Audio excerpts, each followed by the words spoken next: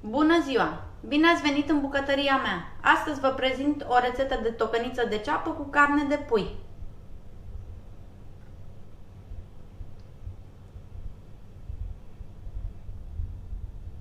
Pentru preparare avem nevoie de 6 cepe medii tocate, 400 de grame de carne de pui pulpe sau piept, un ardei capia roșu tocat, 400 de grame de roșii cuburi în conservă, 3 linguri cu pastă de tomate, 4 linguri cu ulei, piper, sare, o frunză de dafin și o legătură de pătrunjel tocat. Punem uleiul la încins într-o cratiță. După ce acesta s-a încins, adăugăm carnea. Amestecăm.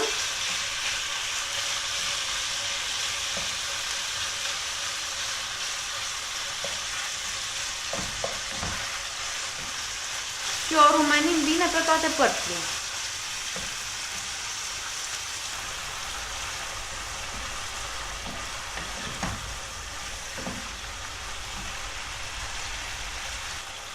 Carnea s-a rumenit, acum punem ceapa.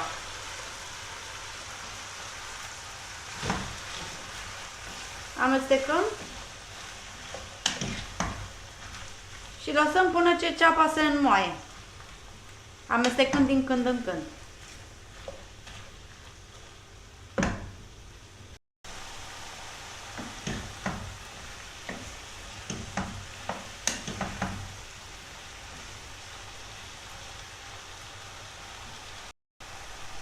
Între timp adăugăm și o linguriță cu sare și puțin piper.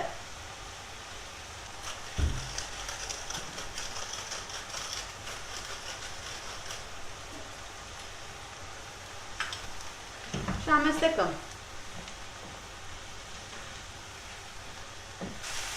Când ceapa s-a înmuiat, adăugăm ardeiul. Amestecăm și mai lăsăm 5 minute.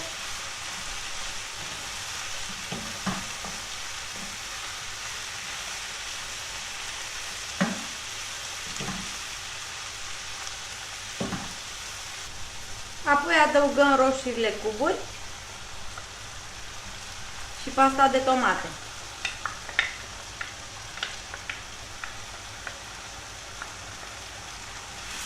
Amestecăm și lăsăm 2-3 minute.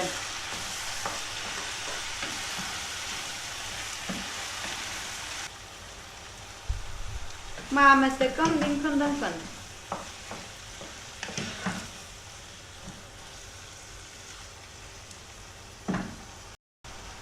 Apoi punem frunza de dafin și apă cât să acopere bine ceapa și puiul.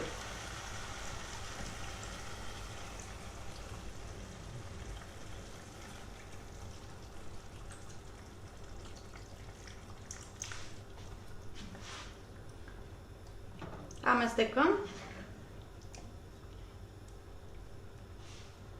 Mai punem puțin piper și sare după gust.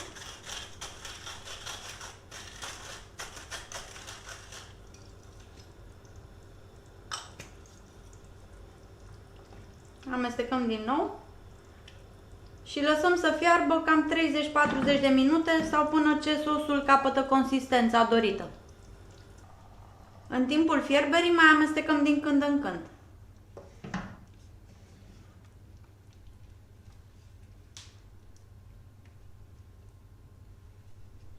După 40 de minute tocănița cu ceapă este gata.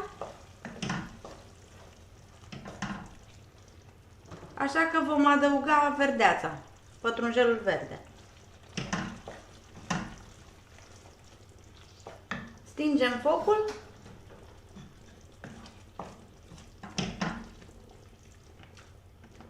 Scoatem și foaia de dafin.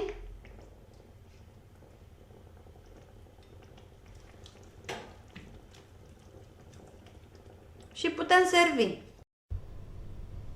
Vă mulțumesc că ați urmărit rețeta de azi. Dacă vă plac rețetele mele, vă puteți abona la canalul meu dacă nu ați făcut-o până acum. Și poate dați și un like rețetelor care vă plac. Pentru dumneavoastră este gratis, dar pe mine mă ajută foarte mult. Vă doresc o zi frumoasă!